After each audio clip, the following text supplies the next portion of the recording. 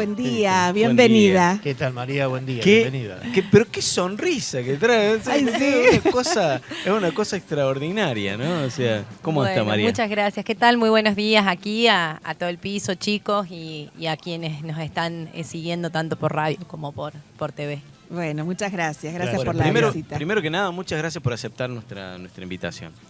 Y segundo, queríamos completar justamente lo que dialogamos en aquella oportunidad, que eran estas cuestiones de cuáles eran los primeros desafíos con los que se van a encontrar los legisladores de la provincia, teniendo en cuenta que usted acaba de corregirme, que es dentro de una semana que empiezan las sesiones ordinarias en la legislatura provincial, y sin lugar a dudas, ese escenario es un escenario que realmente tiende a ser caja de resonancia, no es ninguna novedad, pero ser el lugar donde por lo general la gente canaliza las urgencias, los reclamos, lo que busca y lo que quiere hacer oír en este momento de esta Catamarca y de esta Argentina.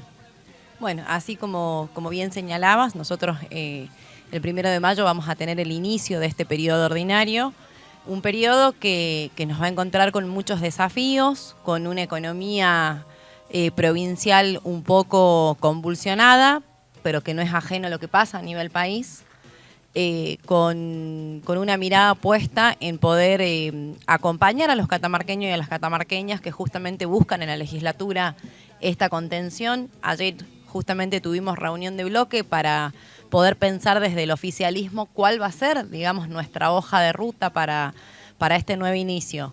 En primer lugar, hay que contarle a la gente que el 1 de mayo nosotros lo que tenemos es la Asamblea Legislativa, es decir, nos juntamos las dos cámaras y por mandato constitucional el gobernador rinde cuentas al pueblo a través de sus representantes. Claro. Tenemos el mensaje del 1 de mayo a donde lo que se hace es poner, digamos, decir todo lo que se cumplió y hacer anuncios, ¿no? Me parece que eso también siempre genera expectativas en los trabajadores.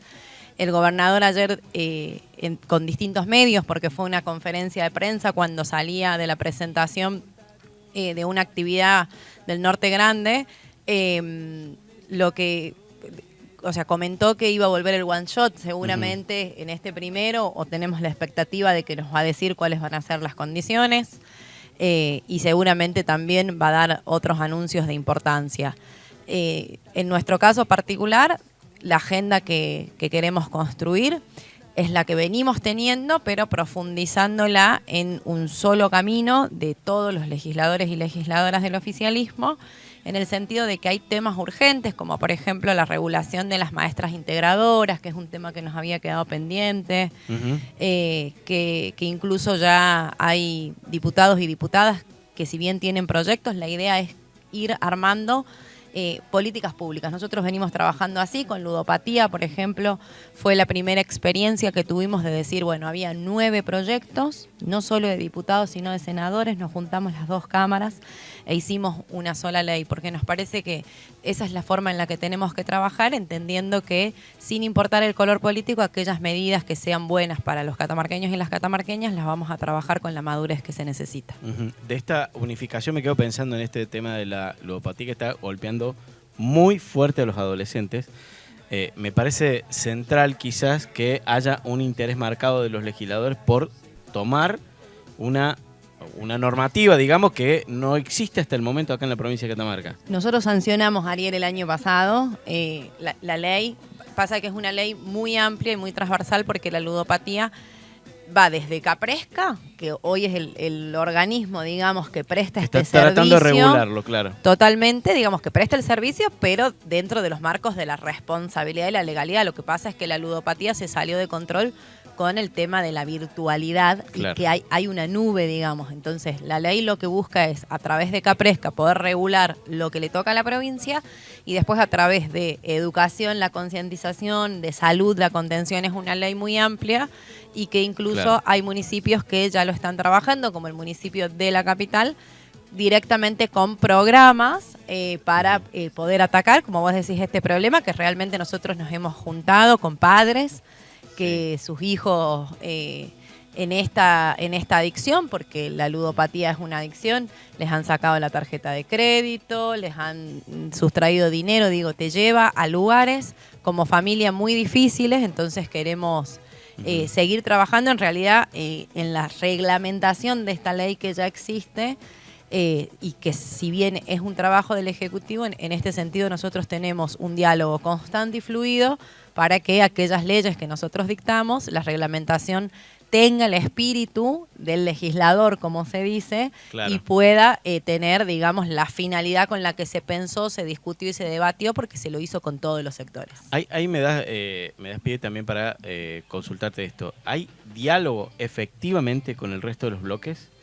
No hay, bueno, obviamente hay roces, chisporroteos, desacuerdos, pero ¿hay diálogo suficiente, adulto, legislativo, maduro, como para avanzar en cosas que sean importantes en este momento? Sí, totalmente. Tenemos mucha coincidencia con lo que es el bloque de la Unión Cívica Radical y el bloque del PRO, no así con el bloque de la Libertad Avanza. Esto es un pensamiento mío, personal, y lo pongo en estos términos. Claro. Sí. Me parece que nunca entendieron el juego que le llamamos nosotros de la Cámara. O sea, cuando yo digo estas palabras, ¿a qué me refiero? A que nosotros podemos tener distintas ideologías, podemos tener diferentes ideas, podemos debatir siempre en el marco del respeto, claramente, y que también podemos acordar. Es como que siento que ellos no entienden o no acompañan las medidas que son buenas sin importar el color político. Toman el modelo, digamos, nacional y lo quieren hacer propio en una provincia que claramente tiene una mirada distinta y un Estado presente. Claro, en eso me quedaba pensando, ¿no? Porque se trata de establecer políticas públicas que sean de interés común.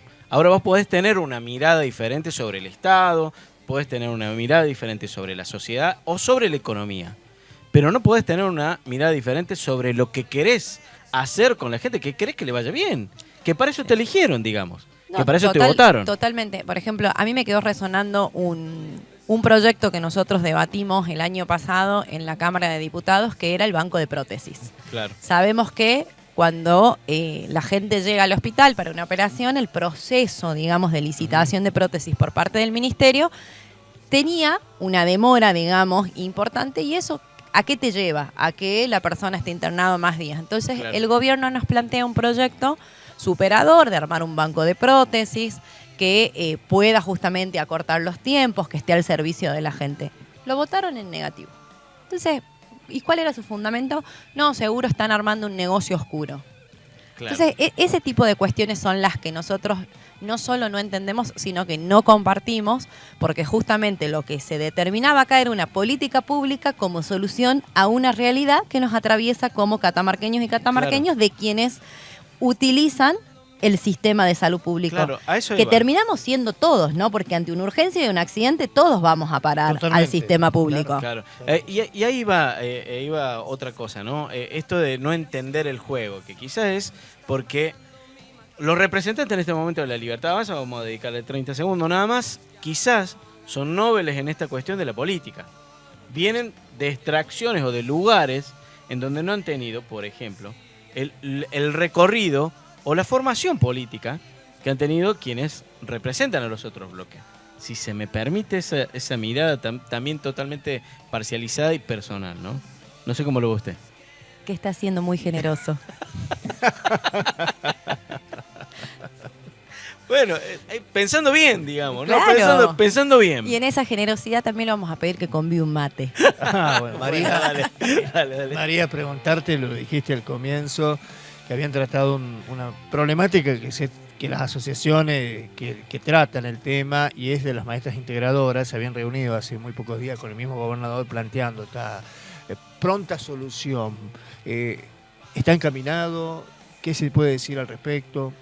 Sí, es un tema, digamos, que nosotros lo venimos trabajando y estudiando y recibiendo a las partes hace mucho, porque no es fácil. ¿Por qué? Las maestras integradoras, después de de una lucha genuina, lograron establecer algo inédito, que es que la obra social les pague a alguien, a un profesional que no es profesional de la salud. Sí. ¿sí? Claro. ¿Se acuerdan que antes le pagaban a los papás, que iba por reintegro? Exactamente. Sí, sí, sí, Bueno, sí, sí. se acortó el Sí. circuito. Bueno, ahora, este circuito todavía tiene, digamos, sus trabas, pero tiene que ver porque es totalmente nuevo, porque a nivel país no está establecido así, entonces la idea es poder seguir conversando de cuáles son las trabas con las que se encuentran los papás que necesitan este servicio para sus hijos. También poder hablar con el otro actor fundamental, que son las escuelas, ¿no? Las escuelas que con ciertos diagnósticos están exigiendo estas maestras integradoras y, por supuesto, con las maestras integradoras para que tengan una retribución justa por su servicio. Digo, son 3 patas. Como te comentaba, hay legisladores y legisladoras que ya están trabajando en esto, por ejemplo, Claudia Paladino, Gustavo Aguirre, Cecilia Barros, Josefina Ger, digo, vienen con un trabajo.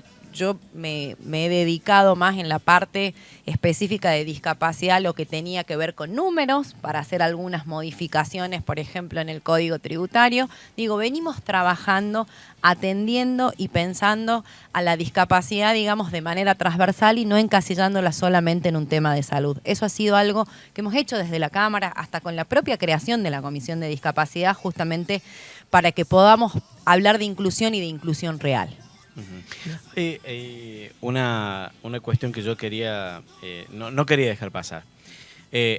Sin lugar a dudas, este va a ser un año donde se va a hablar de la reforma de la Constitución. ¿Cómo se están preparando ustedes, que son, voy a decirlo así, nuestros representantes? ¿Cómo van a recibir las inquietudes de la gente justamente en el área específica de la reforma de la Constitución? Porque sin lugar a dudas, esto creo que ya lo habló el gobernador, lo habló la senadora nacional, Lucía Corpazzi, lo habló el intendente de la capital, que digamos es como el triángulo de las figuras más representativas del oficialismo en este momento. En la Cámara de Senadores, en la Cámara de Diputados, en la Cámara de Senadores se va a hablar de esto. ¿Cómo va a empezar ese diálogo? ¿Con qué temas va a empezar ese diálogo? Nosotros venimos trabajando como oficialismo, Ariel, hace 11 años en la reforma de la Constitución. 11 años. En el año 2014 viene el pedido de la gobernadora de que se debía dictar esta necesidad. Se empiezan a armar mesas, reuniones. En ese momento se instaura lo que era el COPES, ¿se acuerdan? El Consejo, Sí, claramente. Sí. y en el Consejo Político Económico, que convoca a todos los sectores. Hay información elaborada por la sociedad, por las asociaciones civiles, por la universidad, por los diferentes actores, por vecinos. Digo, tenemos información de sobra. Por supuesto que de 2014 a la fecha han pasado 11 años. Claro. Y necesitamos ver otros puntos porque el mundo va cambiando y si vamos a hacer una reforma de la Constitución después de 36 años, creemos que tiene que ser lo más auténtico y lo más, lo más cercano posible a la sociedad. Entonces, digo, nosotros tenemos no solo todas las ganas, sino, como te digo, hemos presentado proyectos, somos quienes hemos puesto en la discusión de la reforma de la Constitución, lo intentamos hacer otras veces en la Cámara, así que esperamos que esta vez la oposición tome este tema como se lo merece. Siempre nosotros hablamos cuál es nuestro papel para que la gente entienda. Nosotros lo que tenemos que dictar es una ley que habilite la necesidad de reformarla y a partir de ahí se constituye un proceso a donde a través de una elección popular se eligen a los congresales constituyentes, que son quienes van a, efectivamente, con los puntos que nosotros acordemos, es decir, si nosotros acordamos 15 puntos, bueno, se va a reformar esos 15 puntos. Esos 15 puntos pueden abarcar, suponte, 100 artículos. No es que se hace toda la Constitución de nuevo, sino aquellos temas que se creen centrales. ¿Cuáles habían sido los temas que se había planteado en su momento y que el gobernador no ha cambiado, digamos, de opinión? Porque nosotros somos realmente un proyecto que sigue, es poner límite, por ejemplo, a las reelecciones. A las reelecciones del gobernador y a las reelecciones de todos, los cargos electivos. De todos los cargos electivos que tengan 2 mandatos. Uh-huh. Porque hoy todos los cargos electivos, por Constitución, tienen, digamos, no tienen límites. Pueden Ahora, tener reelección indefinida. totalmente. Todos. Entonces O digo, sea, diputados, senadores, gobernador, todos. dice todo. Todos. Bien. E intendentes que en su carta orgánica no digan lo contrario. Ah, los intendentes también. Pero la Cuando- Carta Orgánica de la Capital está reformada. Por eso, En ese por plano. eso. Vos tenés Claro. municipios que tienen carta orgánica que determinan su propio sistema. Los que no tienen carta orgánica se rigen por la general de la ley. Entonces, reelección indefinida. Tal cual. María, como economista, como vinculada a la economía. Vinculada, digamos. Claro, porque si no me van a decir que usurpo título. No, Yo soy no, no, licenciada en no, no, administración. No, pero usted entiende mucho más de economía que nosotros. O sea, vamos a ser honestos Eso también. seguro. O sea. María, ¿cómo observas lo que hoy acontece en el país y cómo atraviesa y cómo impacta la provincia? Lo mencionabas, está muy quizás convulsionado estos últimos tiempos, porque sin duda está atravesando y está de alguna manera influyendo en la provincia, en las finanzas de la provincia. ¿Qué análisis se puede hacer? Bueno, nosotros estamos en un momento a donde estamos teniendo un decrecimiento en términos reales de la coparticipación y juro que ya lo bajo a... la provincia. No, a ver, ¿qué significa esto? Primero hay que decirlo de manera técnica y después explicarlo. La provincia, y lo vamos a poner en números redondos para que sea mucho más simple, venía recibiendo 120.000 millones en concepto de coparticipación, que eso lo que le permitía era hacer la distribución primaria de coparticipación a los municipios, es decir, de ese dinero, un 25% Claro. pasa a los municipios. Bien. Después, pagar sueldos. Los sueldos hoy de la administración pública son más de 80.000 millones.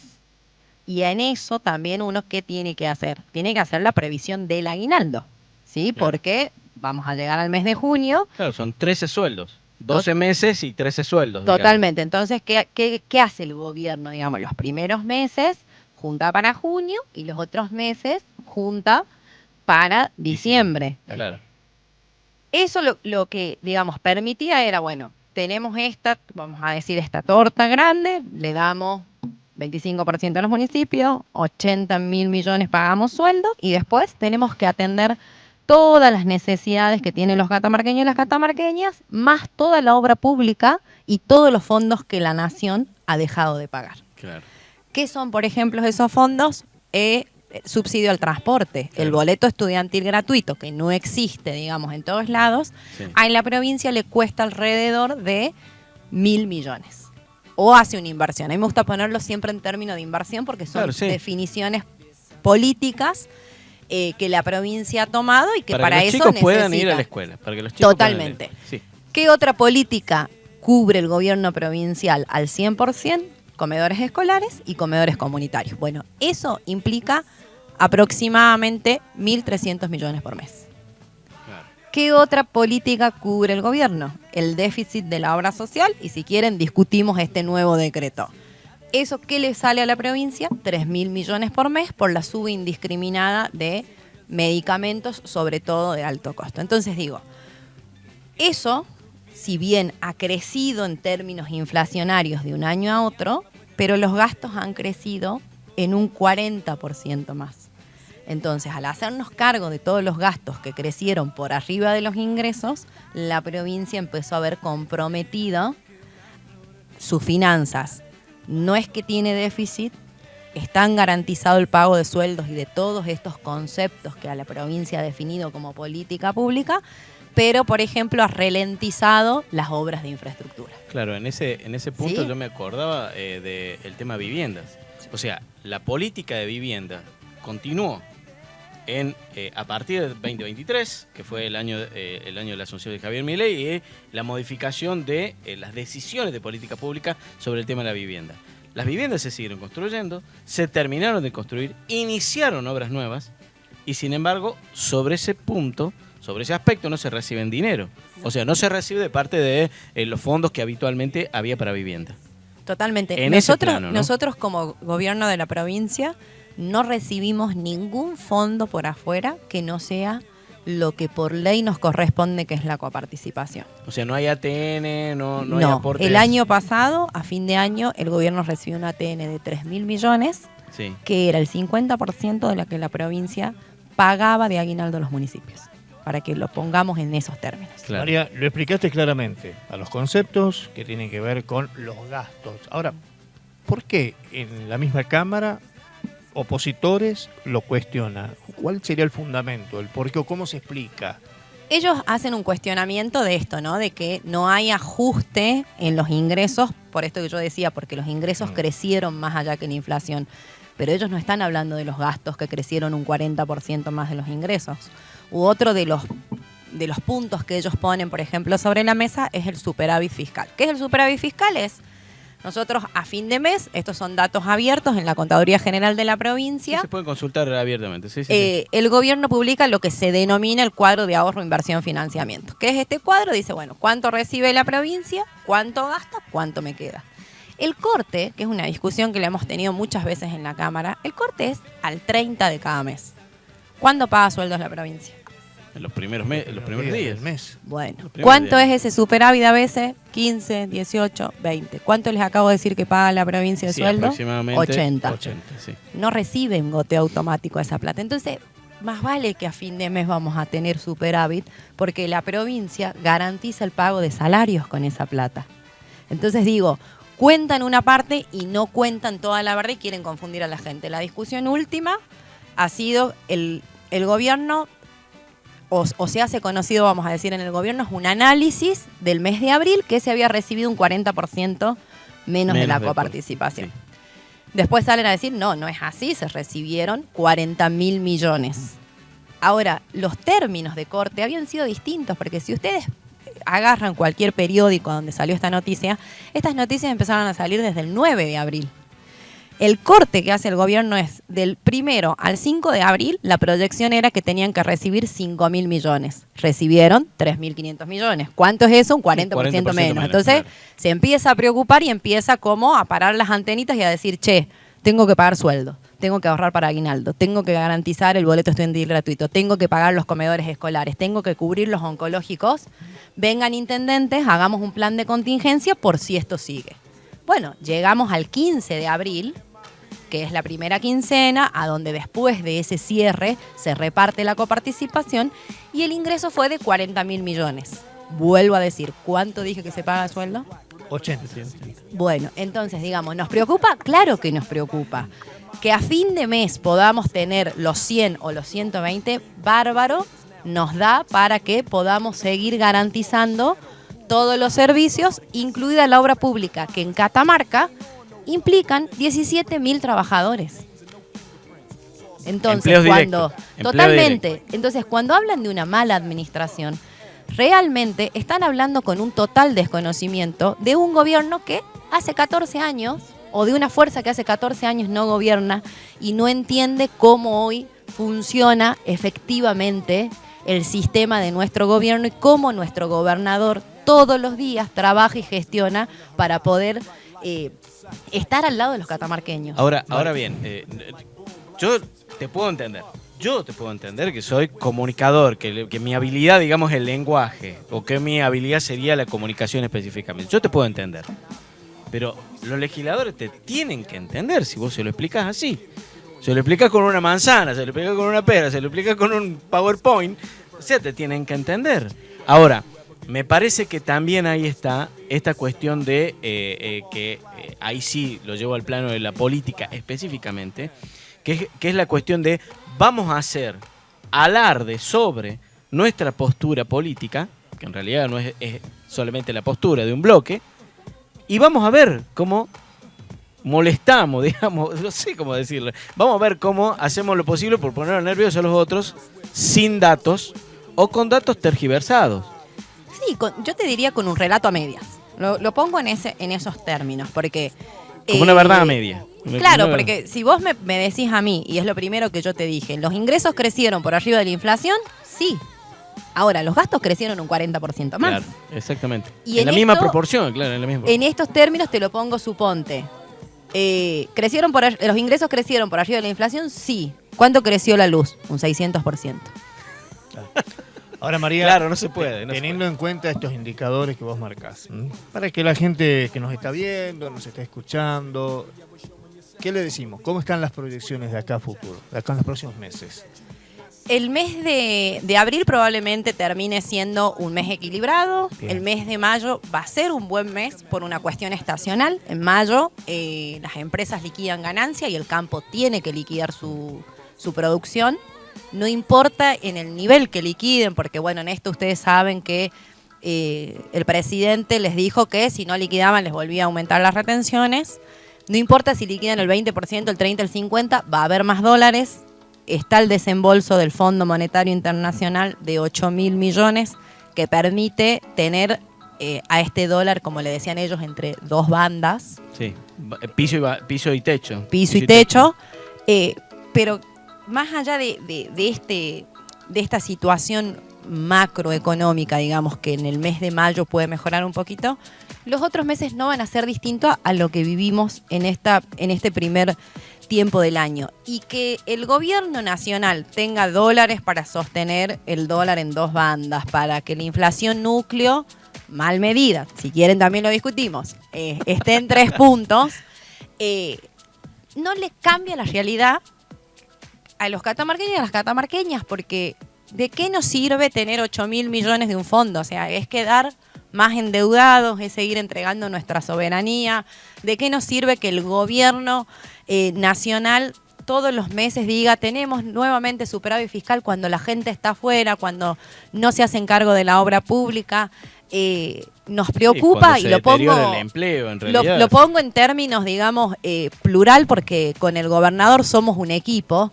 Nos preocupa el estado de las rutas nacionales. La nación ha abandonado totalmente eso. Bueno, ¿qué hacemos con las rutas nacionales que pasan por la provincia y que nosotros no las podemos intervenir? ¿Qué hacemos con los salarios? ¿Qué hacemos con las viviendas? ¿Qué hacemos con las viviendas? Digamos que la semana pasada fue algo histórico, se entregaron 30 viviendas. Está bien, estábamos acostumbrados a entregar de 500.